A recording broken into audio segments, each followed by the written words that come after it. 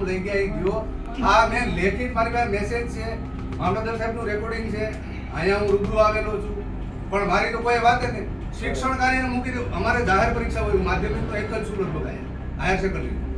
તો મને ખાલી એવું આપી દો ઓર્ડર કે ભાઈ તમારે આજ કામ કરવું, એટલે આપણે કાલેથી સ્કૂલ નહીં જાય. સવારે તમે કહો તો 5 વાગે આવી જાવ, 4 વાગે આવી જાય. અમે આવી જઈએ. ઓર્ડર કરાવડાવો સાહેબ કાલે રાત્રે 3:30 વાગ્યા સુધી મેં એપ્લિકેશનમાં 100 ફોર્મ નાખ્યા. કેટલા? રાત્રે 3:30 સુધી નાખીએ છીએ બરાબર. છતાંય તમારા પ્રાંતમાંથી અહીંયા આવો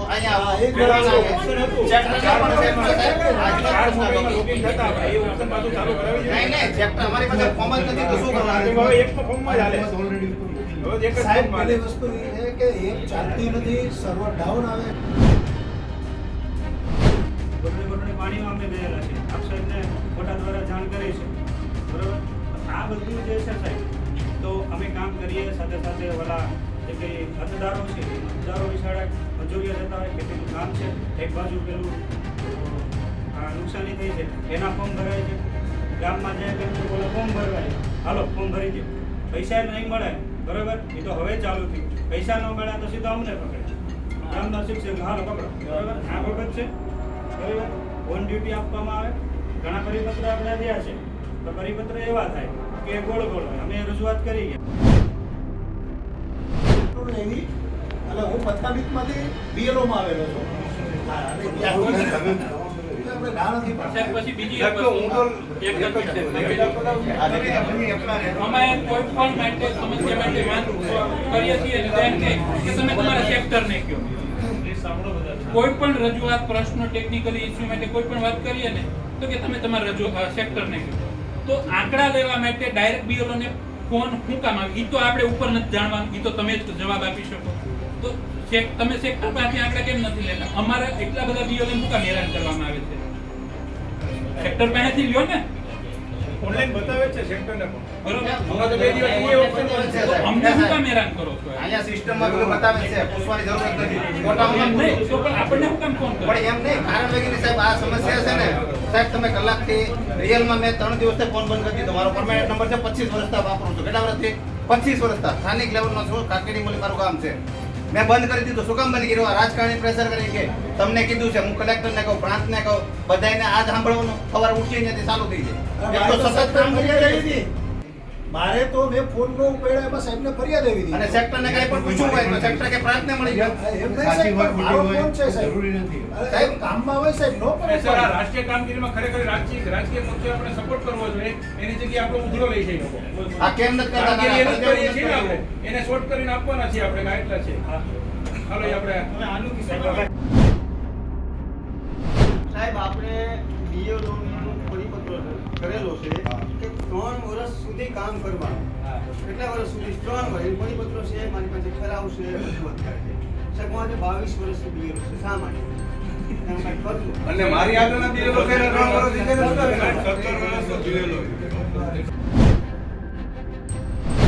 ખાસ તો જો લોકો તરફથી એમને જો સહયોગ મળવામાં આવે તો આ કામગીરી છે એ બહુ સરળ રીતે થઈ શકે છે. ખાસ તો જે વિગતની અંદર નામ ગોતવામાં મુશ્કેલી અને એ નામ છે એ એપ્લિકેશનની અંદર મેચ કરવાની અંદર ખાસ તો મુશ્કેલી આવતી હોય છે. તો આવા કિસ્સાની અંદર આપણે આઈટી ક્ષેત્રે જે કંઈ જરૂરિયાત પડે કે જેમ કે એનું નામ સર્ચ કરવામાં અમુક જે લિંકો છે એ લિંકો થકી યાદીઓ થકી છે અમે એને મદદ કરતા હોઈએ છીએ. અહીંયા અમે આઈટીના બીજા જે સ્ટાફ છે રાખ્યા છે. બીજું છે નેટવર્કની તકલીફ હોય તો વાઈફાઈ નેટવર્કની છે, જુદી જુદી જેએમસી છે, જિલ્લા પંચાયત છે, તેમજ પ્રાંત કચેરી, બધી જ જગ્યાએ અમે હાઈ સ્પીડ જે વાઈફાઈ છે એની સુવિધાઓ ઉપલબ્ધ કરી અને બને ત્યાં સુધી કર્મચારીઓ છે અહીંયા આવી અને પોતાની રીતે છે એ મેપિંગ કરી શકે, ઓનલાઈન પ્રક્રિયા જે ફોર્મ ભરવાની છે એ કરી શકે.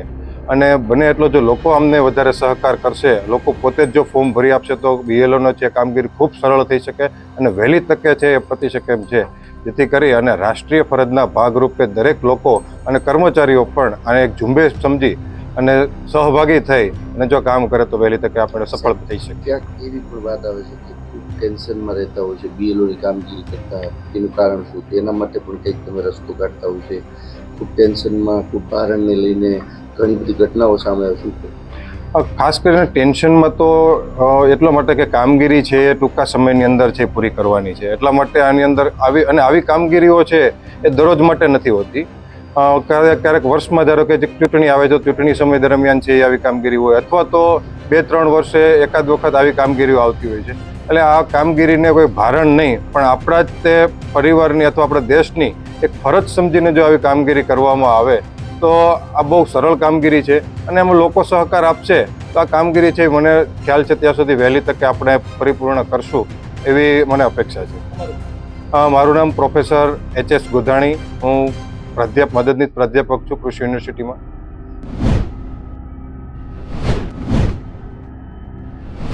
આમ જોઈએ તો બીએલઓની કામગીરી થોડીક ટફ તો છે, પરંતુ જે ફિલ્ડ લેવલે કામ કરીએ છીએ ને આ જે મુશ્કેલીઓ પડે છે, જે પ્રોબ્લેમ હોય છે એના સોલ્યુશન માટે છે અમે બીએલઓ સુપરવાઇઝરનો સહયોગ મળે છે, સારો એવો સહયોગ છે. જો એ અમને હેલ્પ ના કરે તો એ વસ્તુ છે અમારામાંથી શક્ય નથી.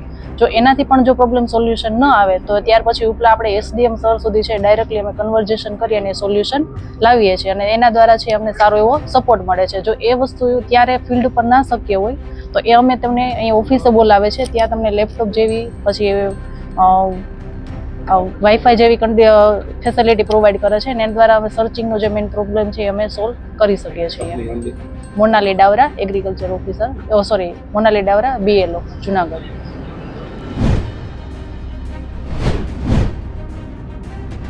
આજે ગીર સોમનાથ જિલ્લાની અંદર અરવિંદભાઈ કરીને જે પ્રાથમિક શિક્ષક BLO તરીકેની ફરજ બજાવતા હતા, એ SIRની કામગીરી બાબતે ભારાના કારણસર એમણે પોતે એ સુસાઇડ નોટ લખી અને આજે આત્મહત્યા કરી છે એવું અમે આજે સવારે મીડિયાના માધ્યમથી અમે જાણ્યું છે. SIRની કામગીરીના પ્રેશરને તણાવના કારણે જે ઘટના બની છે એ ઘટના ખરેખર ખૂબ જ દુઃખદ ઘટના છે, અને આ પ્રકારની ઘટનાઓ ન બને એ માટે અમે સખત શબ્દોની અંદર આનો વિરોધ કરીએ છીએ.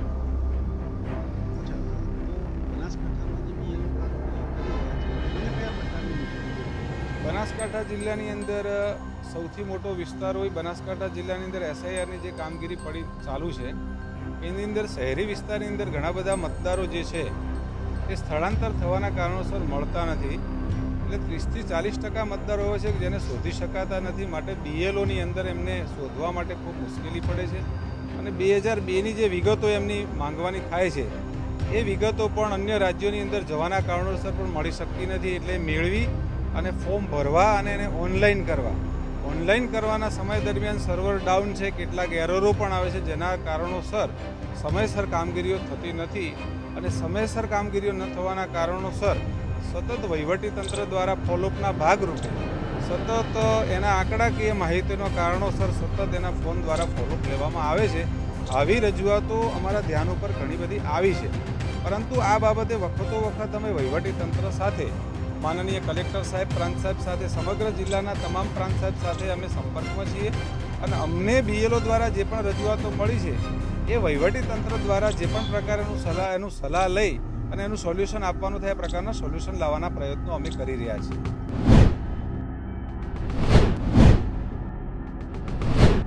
BLO કર્મચારી બાબતે રાષ્ટ્રીય શૈક્ષિક મહાસંઘે અવારનવાર રજૂઆતો કરી છે.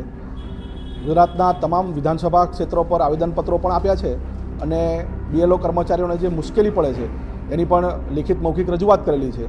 સાથે ગુજરાતમાંથી ધરપકડ વોરંટ ઇસ્યુ પ્રથા રદ થાય અને શિક્ષકો ઉપર જે દબાણ કરવામાં આવે છે એ દબાણ ન થાય, એમને નોટિસો જે આપવામાં આવે છે નોટિસો ન આપવામાં આવે, આ બાબતની લિખિત મૌખિક રજૂઆતો પણ કરેલી છે.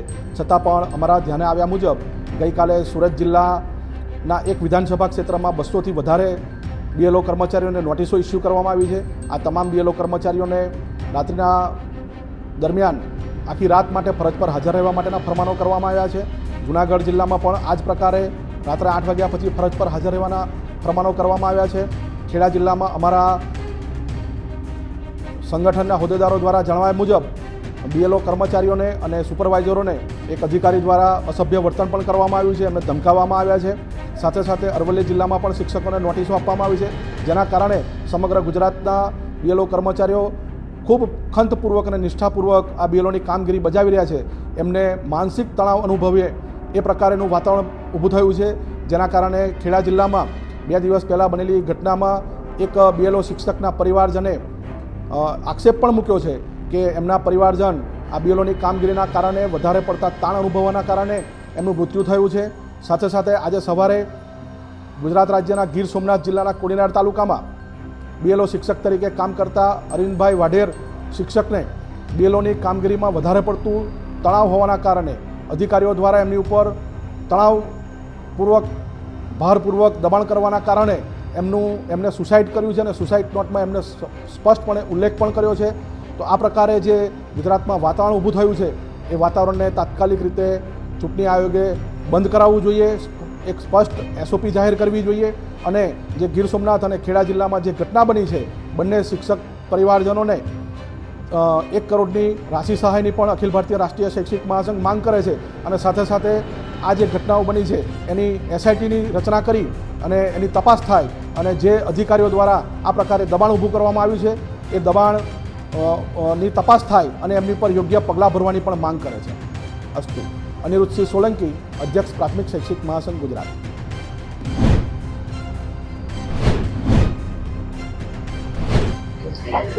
બીએલઓની કામગીરી થોડી ટફ તો છે. એની અંદર સૌથી મોટી 2 જ તકલીફ આવે છે. એક તો અત્યારે જે પબ્લિક છે એના જે ચૂંટણી કાર્ડ અથવા એનું મતદાન કેન્દ્ર છે ત્યાંથી એ લોકો શિફ્ટ થઈ ગયા છે અને એ લોકોને પાછા 2002માં ગોતવાના છે. તો એ 2002માં ક્યાં હતા ઘણી વખત પબ્લિકને પોતાને જ ખબર નથી હોતી કે 2002માં ક્યાં હતા અને જૂની જે ડેટા છે એની અંદર પણ થોડું મિસમેચ થતું હોય છે. એટલે આ સૌથી 2 મોટા પ્રશ્ન છે કે અત્યારે જે લોકો શિફ્ટ થઈ ગયા છે એને ગોતવાના છે અને 2002માં જે નામ છે અત્યારે હયાત એ લોકોને ગોતવાના છે. બસ આ 2 જ પ્રોબ્લેમ અત્યારે અમને નડી રહી છે બીએલઓ તરીકે.